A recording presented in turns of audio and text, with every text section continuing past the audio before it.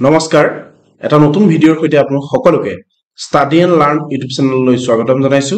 আজি আমি আলোচনা কৰিম 2024 বৰ্ষত অসমৰ পৰা সাহিত্য একাডেমী বঁটা লাভ কৰা 5জন ব্যক্তিৰ বিষয়ে। আপোনালোকে প্ৰথমৰ পৰা শেষলৈকে ভিডিঅ'টো চাব। যদি স্কিপ কৰে তেনে গুৰুত্বপূৰ্ণ তথ্য ৰৈ যোৱাৰ সম্ভাৱনা থাকিব পাৰে।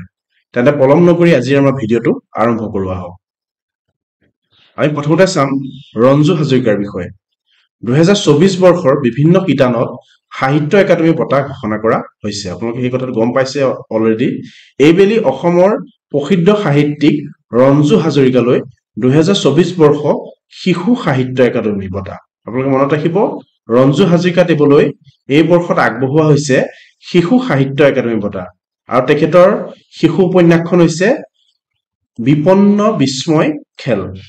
বিপন্ন বিস্ময় খেল নামৰ শিশু উপন্যাসখনৰ বাবে ৰঞ্জু হাজৰিকা দেৱলৈ শিশু সাহিত্য একাডেমী বঁটা আগবঢ়োৱা হৈছে। আপোনালোকে ভালদৰে এই পইণ্টকেইটা মনত ৰাখিব।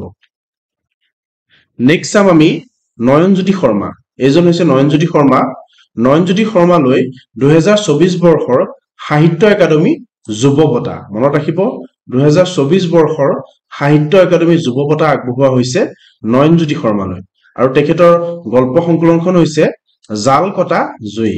জাল কটা জুই শীৰ্ষক গল্প সংকলনখনৰ বাবে নয়নজ্যোতি শৰ্মালৈ সাহিত্য একাডেমী যুৱ বঁটা আগবঢ়োৱা হৈছে। আপোনালোকে ভালদৰে মনত ৰাখিব। নেক্সট চাম আমি বড়ো ভাষাত সাহিত্য একাডেমী যুৱ বঁটা লাভ কৰিছে চেল্ফ মেড ৰাণী বড়োৱে। আৰু তেখেতৰ গ্ৰন্থখনৰ নাম হৈছে চাইক্লুম। বড়ো ভাষাত সাহিত্য একাডেমী যুৱ বঁটা লাভ কৰিছে চাইক্লুম গ্ৰন্থৰ বাবে চেল্ফ মেড ৰাণী বড়োৱে। এইগৰাকী হৈছে চেল্ফ মেড ৰাণী বড়ো। আৰু তেখেতে 2024 বৰ্ষত বড়ো ভাষাত সাহিত্য একাডেমী যুৱ বঁটা লাভ কৰিবলৈ সক্ষম হৈছে। নেক্সট চাম আমি বড়ো ভাষাত শিশু সাহিত্য একাডেমী বঁটা লাভ কৰিছে ভাৰ্জিন জেকুভা মুছাহাৰীয়ে। আপোনালোকে ভালদৰে মনত ৰাখিব, বড়ো ভাষাত শিশু সাহিত্য একাডেমী বঁটা লাভ কৰিবলৈ সক্ষম হৈছে ভাৰ্জিন জেকুভা মুছাহাৰী। আৰু তেখেতৰ কাব্যগ্ৰন্থখন হৈছে বহুমা বন্যবী। বহুমা বন্যবী কাব্যগ্ৰন্থৰ বাবে শিশু সাহিত্য একাডেমী বঁটা লাভ কৰিবলৈ সক্ষম হৈছে ভাৰ্জিন জেকুভা মুছাহাৰীয়ে। নেক্সট চাম আমি শিলচৰৰ চুটাপা চক্ৰৱৰ্তীৰ বিষয়ে।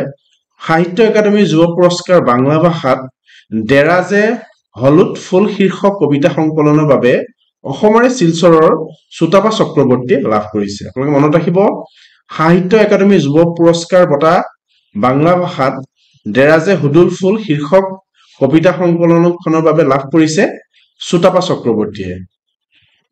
ধন্যবাদ। ইমানলৈকে আপোনালোকে আমাৰ ভিডিঅ'টো চোৱাৰ বাবে আপোনালোক সকলোকে অশেষ ধন্যবাদ থাকিল।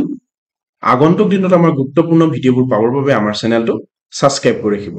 আৰু আজিৰ ভিডিঅ'টোৰ পৰা আপোনালোকৰ অকণমান হ'লেও যদি সহায় হৈছিল ভাবিছে, লগৰ বন্ধু বান্ধৱীৰ লগত ভিডিঅ'টো শ্বেয়াৰ কৰিব।